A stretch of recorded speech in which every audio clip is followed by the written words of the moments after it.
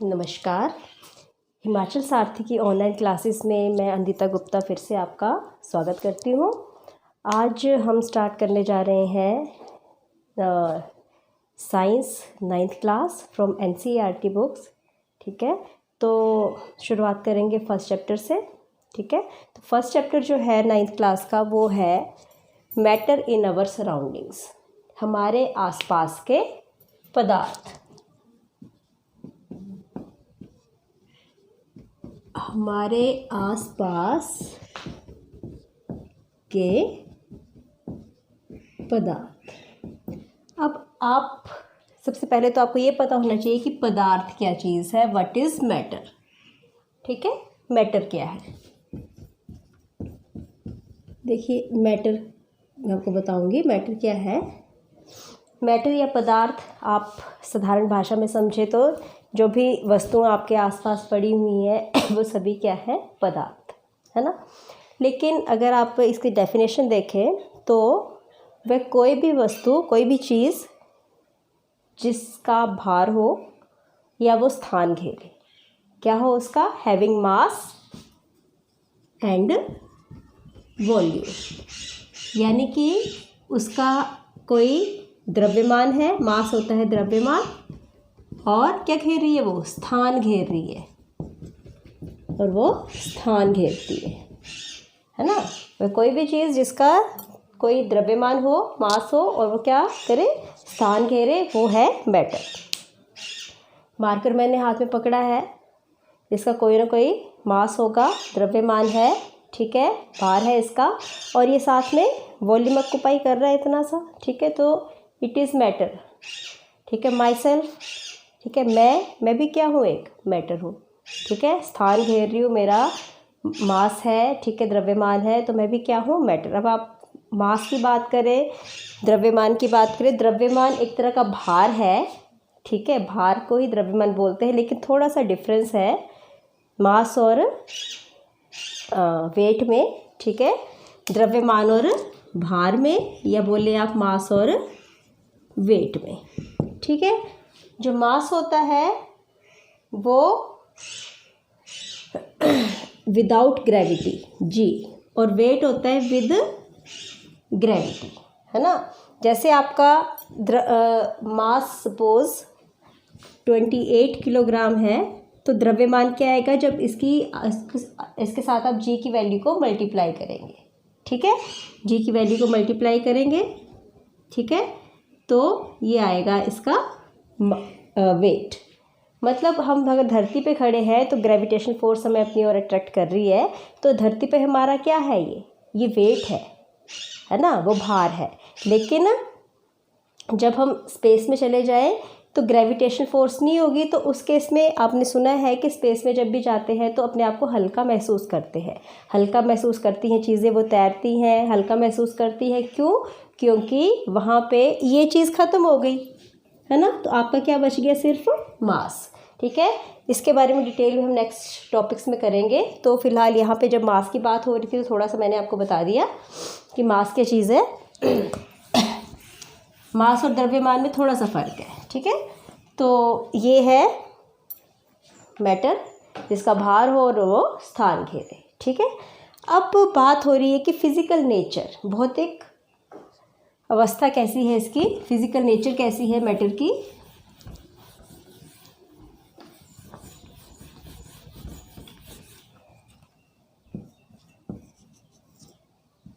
Physical nature of matter. देखिए physical nature में क्या आएगा, जितने भी मैटर है, जितने भी पदार्थ हैं, वो छोटे छोटे पार्टिकल से मिलके बने हैं। ठीक है, छोटे छोटे कण हैं जिनसे मिलके पदार्थ बनते हैं। फर्स्ट पॉइंट है ये। ठीक है, मेड अप ऑफ पार्टिकल्स, मतलब जितने भी पदार्थ हैं वो छोटे छोटे कणों से मिलकर बने हैं। और दूसरा इसका भौतिक गुण क्या है कि ये जो पार्टिकल्स हैं बहुत ही छोटे हैं। ठीक है, this particles are very small in size, this particles are very small in size. ठीक है, बहुत ही छोटे हैं ये कण, तभी देखिए जैसे पानी है, पानी में आप चीनी डालें तो क्या होता है, वो चीनी के कण जो है पानी के कणों के बीच में जो खाली स्थान है उसमें अपना स्थान ग्रहण कर लेते हैं, है ना, और वो घुल जाती है बिल्कुल। ठीक है, इसका मतलब ये कण क्या है, बहुत ही छोटे, चीनी जब घुल रही है वो उसके कण इतने छोटे हैं कि पानी के कणों के बीच जो स्पेस है उनके बीच में ये घुस जा रहे हैं। ठीक है, तो पार्टिकल साइज़ क्या है, बहुत छोटा है इनका। अब आगे बात करेंगे हम characteristics of particles of matter. जो पदार्थ के जो कण हैं उनके गुण हम बताएंगे। जो पार्टिकल्स हैं, क्योंकि जो मैटर है वो पार्टिकल से मिलके बनी है, कणों से मिलके बनी है, तो पार्टिकल्स की कुछ गुण हैं जो आपको मैं बताना चाहूँगी। Characteristics of particles.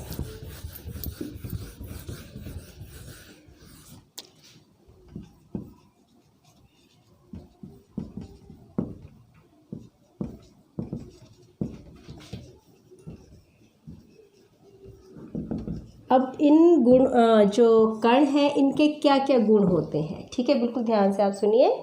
Number 1, they have space between them. जैसे कोई भी, जैसे डस्टर ही है, ठीक है, तो ये भी एक मैटर है, ये पार्टिकल से मिलकर बना है, तो इसके जो पार्टिकल्स हैं उनमें भी स्पेस होगा। ठीक है, they have a space between them. ठीक है, particles have space between them, तभी चीज़ें आपस में घुलती हैं। ठीक है, स्पेस है उनमें इसलिए। फिर दूसरा, स्पेस बिटवीन देम, आपको मैंने जैसे एग्जांपल बताया पानी में चीनी घोलने का। ठीक है, मतलब पानी के कणों के बीच में क्या था, स्पेस था, तभी चीनी के कण उसके बीच में एडजस्ट हो गए। नमक घोला आपने, नींबू पानी बनाया, ठीक है, तो वो कण जो है वो उसमें एडजस्ट हो गए। ठीक है, तो पार्टिकल्स के कणों के बीच में क्या है, स्पेस है। दूसरा, दे आर कंटिन्यूसली मूविंग। जो पदार्थ के कण हैं निरंतर गतिशील होते हैं। जितने भी पार्टिकल्स हैं मैटर के वो कंटिन्यूसली मूव कर रहे हैं। ठीक है, तभी आपको एग्जांपल दिया, आप जब धूप ही जलता है आपके किसी कमरे के किसी कोने में, तो धूप की सुगंध जो है वो पूरे कमरे में, पूरे घर में फैलती है, क्योंकि धूप के कण हैं वो भी क्या है, मैटर है, वो जो है कंटिन्यूसली क्या है, मूव कर रहे हैं, है ना। तो इसलिए जो पार्टिकल्स के जो मैटर के जो पार्टिकल्स हैं दे आर कंटिन्यूसली मूविंग, निरंतर गतिशील है। फर्स्ट एग्जांपल जैसे मैंने आपको बताया, पानी में चीनी का घुलना, वो घुली इसलिए, एक तो स्पेस था उनके बीच में, ठीक है, दूसरा पार्टिकल्स के मूव कर रहे हैं, नहीं तो चीनी के कण एक ही जगह पे रहते, पानी के कण एक ही जगह रहते, वो घुलते नहीं आपस में, चाहे स्पेस होता, लेकिन वो कंटिन्यूसली क्या कर रहे हैं, मूव कर रहे हैं। तो जो भी पानी के कणों के बीच में स्पेस होगा उसमें वो चीनी के कण जो है वो अपने आप को एडजस्ट कर लेते हैं। अब third property, the particles they attract each other. अब मैटर के जो पार्टिकल्स हैं वो एक दूसरे को अपनी ओर आकर्षित करते हैं, तभी चीज़ बनती है। जैसे ये पार्टिकल से मिलके बना है, अगर इसके पार्टिकल्स एक दूसरे को अट्रैक्ट नहीं करते तो ये चीज़ कैसे बनती, समझ रहे हैं बात। जितने भी पार्टिकल्स होते हैं वो एक दूसरे को अपनी ओर अट्रैक्ट करते हैं मैटर के, उनके बीच में फोर्स ऑफ अट्रैक्शन होती है, वो एक दूसरे को अपनी ओर अट्रैक्ट करते हैं, एक दूसरे को अपने आप से बांध के रखते हैं। ठीक है, तभी कोई मैटर जो है वो बन पाती है। ठीक है, दे अट्रैक्ट ईच अदर। ठीक है, तो ये 3 प्रॉपर्टीज़ आप याद रखें। They have space between them, they are continuously moving, they attract each other. तो हमने अभी तक पढ़ा कि matter it is made up of particle, they have space between them, ठीक है, space between them, they are continuously moving and they attract each other, ये and the particles are very small in size. तो ये 4-5 हम properties अभी तक पढ़ चुके हैं, ये आप याद रखें प्लीज़। इसके बाद बात होगी स्टेट्स ऑफ मैटर की, कि जो पदार्थ है वो कितनी अवस्थाओं में पाया जाता है, पदार्थ की अवस्थाएं। तो ये तो आप जानते ही होंगे कि जो मैटर है वो कितनी स्टेट्स में पाई जाती है। ठीक है, अब हम पदार्थ की अवस्थाएं या स्टेट्स ऑफ मैटर। अब पदार्थ जो है वो 3 अवस्थाओं में पाया जाता है, ठीक है। एक है सॉलिड मीन्स ठोस अवस्था, लिक्विड मीन्स द्रव, और गैस। 3 अवस्थाएं हैं जिनमें कोई मैटर जो है वह एग्जिस्ट करती है, ठीक है। ठोस, ये ठोस है, बिल्कुल हार्ड है, ठीक है। द्रव जैसे पानी है, तेल है, द्रव अवस्था। गैस जैसे यहाँ पे हवा है, वाटर वेपर्स है, वो गैसीय अवस्था, ठीक है। अब इनके मैं कुछ आपको प्रॉपर्टीज़ बताना चाहती हूँ। अब ठोस जो है, इसके जो कण होते हैं, आपको ये अभी बताया गया कि matter is made up of particles and they attract each other. तो सॉलिड के जो पार्टिकल्स हैं वो बिल्कुल एक दूसरे के साथ आपस में जुड़े हुए होते हैं, ठीक है। स्पेस तो होगा उनके बीच में, देखिए स्पेस है लेकिन बहुत कम, और वो आपस में इकट्ठे हुए सॉलिड के। लिक्विड के जो पार्टिकल्स होंगे वो थोड़ा सा क्या होंगे, दूर होंगे, उनके बीच में भी स्पेस है, थोड़ा सा वो दूर है। और जो गैस के पार्टिकल्स हैं उनके बीच में बहुत ज़्यादा रिक्त स्थान होता है और वो बहुत दूर दूर पाए जाते हैं, ठीक है। अब ठोस आप समझ गए, द्रव भी समझ गए, गैस भी समझ गए, ठीक है। अब आएगी बात कंप्रेसिबिलिटी, संपीड्यता, कंप्रेस करना किसी चीज़ को, ठीक है। ये तो पार्टिकल्स की स्टेट आ गई। अब एक प्रॉपर्टी आती है इनकी कंप्रेसिबिलिटी, मतलब संपीड्यता। संपीडन करना मतलब उसको दबाना। जैसे ठोस है, ये डस्टर है, इसको मैं दबाऊंगी तो साइज लगभग वही रहेगा, ठीक है। संपीड्यता, कंप्रेसिबिलिटी क्या आ गई इसकी, नेग्लिजिबल कंप्रेसिबिलिटी, है ना। नगण्य संपीड्यता मतलब पदार्थ के कण आपस में जुड़े ही हैं, इनको और ज़्यादा पास लाना मुश्किल है, ठीक है। इनको और ज़्यादा पास लाना जो है वो मुश्किल है। द्रव में ये जो पार्टिकल्स हैं द्रव में, ये इनके बीच में थोड़ा सा खाली स्पेस है, तो इनको आप कंप्रेस कर सकते हैं थोड़ा सा और पास ला सकते हैं, ठीक है। लिटिल कंप्रेसिबिलिटी मतलब थोड़ी सी कंप्रेसिबिलिटी इसमें होती है। और इनमें पार्टिकल्स बहुत दूर दूर हैं, उनको आप संपीडित कर सकते हैं और ज़्यादा पास ला सकते हैं, ठीक है। हाई कंप्रेसिबिलिटी होती है इनमें, हाई कंप्रेसिबिलिटी। एग्जांपल मैं आपको बताती हूँ एक, जैसे मान लो गैस है, ये कोई सिलेंडर है, इसमें यहाँ पे गैस के पार्टिकल्स हैं, ठीक है। ये पिस्टन है, इससे इनको दबाया जा रहा है ना। जब दबाया जाएगा तो ये पार्टिकल्स क्या होंगे, देखिए इसको मैं रब कर रही हूँ ज़रा। ये गैस के पार्टिकल्स हैं, जब पिस्टन को दबाया जा रहा है, इसको नीचे लाया गया, तो ये पार्टिकल्स क्या आएंगे, पास आ जाएंगे, है ना। पास आ गए मीन्स गैस से किस स्टेट में आ गए, वो लिक्विड में, ठीक है। बड़े ज़्यादा हाई टेम्परेचर और प्रेशर की ज़रूरत होगी, तभी आपकी जो एलपीजी गैस है, घरों में जो सिलेंडर में गैस यूज़ की जाती है एलपीजी, लिक्विफाइड पेट्रोलियम गैस, तो इसको लिक्विफाइड पेट्रोलियम गैस क्यों बोला जाता है। होती ये गैस है गैस, लेकिन इसको क्या कर दिया गया, एल मीन्स लिक्विफाइड, इसको कंप्रेस करके सिलेंडरों में भरा जाता है, इसलिए ये किस स्टेट में आ गई, लिक्विड स्टेट में, इसलिए इसको बोला जाता है एलपीजी, लिक्विफाइड पेट्रोलियम गैस। फिर इसको जब और कंप्रेस करेंगे हम, ठीक है, लिक्विड को, तो कंडीशंस अप्लाई होती हैं, बड़ा ज़्यादा हाई प्रेशर टेम्परेचर देके उसको हम सॉलिड में भी कन्वर्ट कर सकते हैं, ठीक है। तो अब यही टॉपिक हमारा आगे है कि can matter changes it's state. तो स्टेट्स ऑफ मैटर आपको समझ आ गई होगी। अब हम बात करेंगे कि ये जो मैटर्स हैं सो स्टेट्स है मैटर की सॉलिड, लिक्विड और गैस, क्या ये अपनी स्टेट को चेंज कर सकती हैं? ठीक है, कर सकती हैं change. Matter can change it state. अभी एक आपको एग्जांपल दिया गैस का, उसको कंप्रेस किया जाए तो वो लिक्विड में भी कन्वर्ट हो सकता है और बाद में सॉलिड में भी कन्वर्ट हो सकता है कंप्रेस करके। ठीक है, तो can matter changes it's state. ठीक है, states of matter can be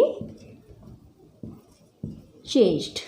अब कैसे चेंज होगी? एक तो कंप्रेस करके, वो मैंने आपको बताया। ठीक है, अब मैटर कैसे चेंज होती है? इसके जो सॉलिड है that can be converted into liquid, उसको लिक्विड में कन्वर्ट किया जा सकता है और लिक्विड को गैसियस स्टेट में भी कन्वर्ट किया जा सकता है। फॉर एग्जांपल आइस है, बर्फ़ है, बर्फ़ का आप टुकड़ा लें, वो किस स्टेट में है? सॉलिड स्टेट में। ठीक है, जब उसको रूम टेम्परेचर पर लेके आएंगे हम तो वो मेल्ट होना शुरू हो जाएगा, मीन्स वो लिक्विड स्टेट में आ जाएगा। फिर पानी बन जाएगा उसका। फिर पानी को अगर गर्म किया जाए, ठीक है, उसके वेपर्स बनेंगे और वो गैसी स्टेट में आ जाएगा। तो इससे क्या पता लग रहा है कि matter can change it's state. जो मैटर है वो अपनी स्टेट को चेंज कर सकती है, सॉलिड से लिक्विड, लिक्विड से गैस। ठीक है, अब जब सॉलिड लिक्विड में कन्वर्ट होता है, ठीक है, तो एक चीज़ आप याद रखें, मैं बताने जा रही हूँ आपको मेल्टिंग पॉइंट के बारे में। मेल्टिंग पॉइंट, मेल्टिंग पॉइंट या हिंदी में इसको बोलते हैं द्रवनांक। द्रवनांक क्या है या मेल्टिंग पॉइंट क्या है? ऐसा टेम्परेचर, ठीक है, जिसमें कोई सॉलिड लिक्विड में कन्वर्ट होता है। ऐसा टेम्परेचर, ऐसा तापमान जिसमें सॉलिड किस में कन्वर्ट हो जाएगा? लिक्विड में। सॉलिड जो है वो पिघलना शुरू हो जाएगा, मेल्ट होना शुरू हो जाएगा। That temperature is it's melting point. That temperature is it's melting point. और जो बर्फ़ है उसका जो मेल्टिंग पॉइंट है, आइस का मेल्टिंग पॉइंट जो है दैट इज़ 273.15 केल्विन, केल्विन। ठीक है, ये टेम्परेचर की स्केल्स हैं, सेल्सियस में भी मापा जाता है, फ़ारेनहाइट में भी और केल्विन में भी। यहाँ हम केल्विन स्केल की बात कर रहे हैं। तो सॉलिड जो लिक्विड में कन्वर्ट होता है, कौन? आइस। ठीक है, उसका मेल्टिंग पॉइंट है 273.15 केल्विन। फिर पानी बन गया, पानी को जब बॉयल किया गया वो गैसियस स्टेट में कन्वर्ट हुआ, that is the boiling point. ठीक है, अब यहाँ पे क्या आएगा हमारा? Boiling point. बॉइलिंग पॉइंट को क्वथनांक बोला जाता है। तो बॉइलिंग पॉइंट क्या है?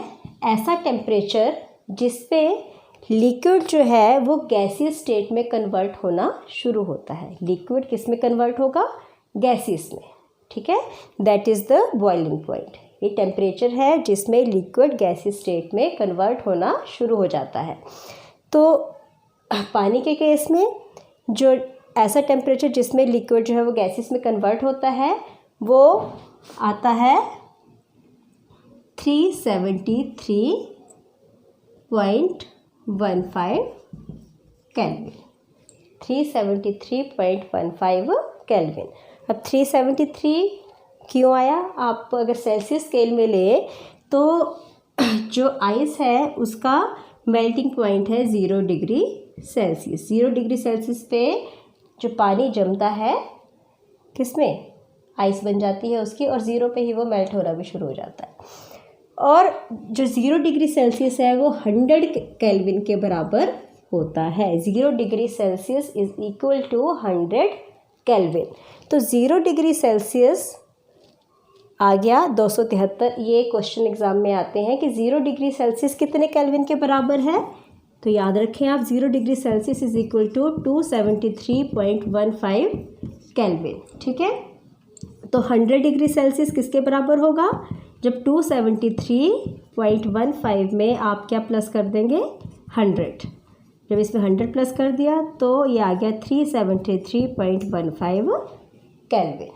ठीक है, तो ये मेल्टिंग पॉइंट और बॉइलिंग पॉइंट के बारे में आप समझ गए होंगे। टेम्परेचर की स्केल्स, ये मेल्टिंग पॉइंट और बॉइलिंग पॉइंट भी आप आइस का याद रखें। अब कई बार क्वेश्चन ऐसे भी आ जाते हैं कि कन्वर्ट सेल्सियस इंटू केल्विन या केल्विन इंटू सेल्सियस। देखिए, जब भी आपको ऐसा कुछ आए, अगर आपको जैसे 273.15 केल्विन को सेल्सियस में बदलना है, ठीक है, किस में बदलना है इसको? सेल्सियस में। तो आप इससे माइनस कर देंगे 273। 1.5 जो है वो नेग्लिजिबल है, उसको आप इग्नोर भी कर सकते हैं, ठीक है। तो याद रखें, जब भी किसी टेम्परेचर को केल्विन में बदलना है, सेल्सियस से किस में बदलना है? केल्विन में, तो आप उसमें 273 ऐड करेंगे, ठीक है। और केल्विन से जब सेल्सियस में कन्वर्ट करना है तो उससे 273 आप लेस करेंगे, ठीक है। जैसे सपोज आपको आए कि convert 25 degree Celsius into kelvin, तो आप क्या करेंगे? 25 में 273 प्लस करेंगे, तो ये आ गया आपका 298 केल्विन। इसी तरह 298 केल्विन को अगर सेल्सियस में कन्वर्ट करना है तो इससे 273 माइनस कर दीजिए, ठीक है। तो इस तरह केल्विन स्केल को सेल्सियस में कन्वर्ट कर सकते हैं और सेल्सियस स्केल को हम केल्विन में कन्वर्ट कर सकते हैं। चलिए, अब मेल्टिंग पॉइंट और बॉइलिंग पॉइंट की बात हो गई। इसके बाद लास्ट में आपको एक और चीज़ बताना चाहूँगी। अब मैंने आपको बताया solid can be converted into liquid and liquid can be converted into gas, ठीक है। अब एक चीज़ होती है, सॉलिड को भी डायरेक्ट गैस में कन्वर्ट किया जाता है, हो जाता है। सॉलिड भी डायरेक्ट गैस में कन्वर्ट हो जाता है, ठीक है। इस प्रोसेस को बोलते हैं sublimation. This process is known as sublimation, या हिंदी में बोलेंगे उधर्वपातन। देखिए, उधर्वपातन का मैं बिल्कुल सिंपल डेली लाइफ का एग्जांपल दूंगी। जब गर्मियाँ आती हैं और आप सर्दियों के कपड़े क्लोज करके अपने बेड बॉक्स में, अपनी अलमारियों में रख देते हैं, तो आप उसमें नेफ्थलीन बॉल अपनी भाषा में बोलें तो फिनाइल की गोलियां डाली जाती हैं, उसमें डालते हैं, हर साल डालते हैं। नेफ्थलीन बॉल्स जब उनमें डाली जाती हैं, तो जब आप दोबारा सर्दी आती है और कपड़े निकालते हैं, कंबल निकालते हैं, तो नेफ्थलीन बॉल्स वहाँ पे होती हैं? नहीं, वो गायब हो जाती हैं। वो कहाँ गई? उनकी क्या हो गई? सब्लिमेशन। मतलब वो सॉलिड थी, डायरेक्टली किस में कन्वर्ट हो गई? गैस में। कपूर वो भी उड़ जाता है, बोलते ना उड़ गया, उड़ कहाँ गया? वो क्या हुआ? सॉलिड से क्या बन गई उसकी? Gas. That process is sublimation या उधर्वपातन। समझ गए? सॉलिड जब लिक्विड में कन्वर्ट होता है, दैट प्रोसेस इज फ्यूजन। क्या बोलेंगे इसको? फ्यूजन, ठीक है। नाम रख ले, याद रखें प्रोसेस का। सॉलिड जब लिक्विड में कन्वर्ट होगा तो फ्यूजन, और लिक्विड से जब सॉलिड बना वो, तो वो क्या बना? क्या हुआ उसका? सॉलिडिफिकेशन, ठीक है। क्या हुई? सॉलिडिफिकेशन। ये फ्यूज़न, ये सॉलिडिफिकेशन। अब नेक्स्ट टाइम हम लिक्विड जब गैस में कन्वर्ट हुआ तो वेपोराइजेशन, मतलब वाष्पीकरण। लिक्विड जब गैस में बना तो वाष्पीकरण, वेपोराइजेशन। और जब गैस लिक्विड में आई, गैस लिक्विड में कन्वर्ट हुई, वो कंडेंसेशन। क्या हुआ? कंडेंसेशन का एक और एग्जांपल आपको बताना चाहूँगी मैं। मान लो आप पतीले में पानी उबाल रहे हैं, उससे वाष्प बन रहे हैं, मतलब लिक्विड गैस में कन्वर्ट हो रहा है। फिर जो वाष्प है उसके ऊपर आप ठंडी प्लेट का ढक्कन रख दो, तो क्या होगा?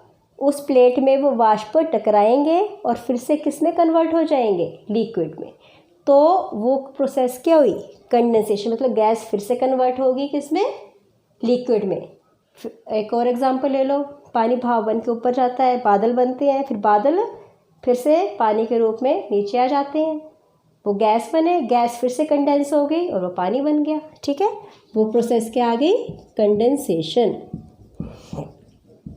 इसको बोलते हैं संघनन, है ना, याद रखिए संघनन।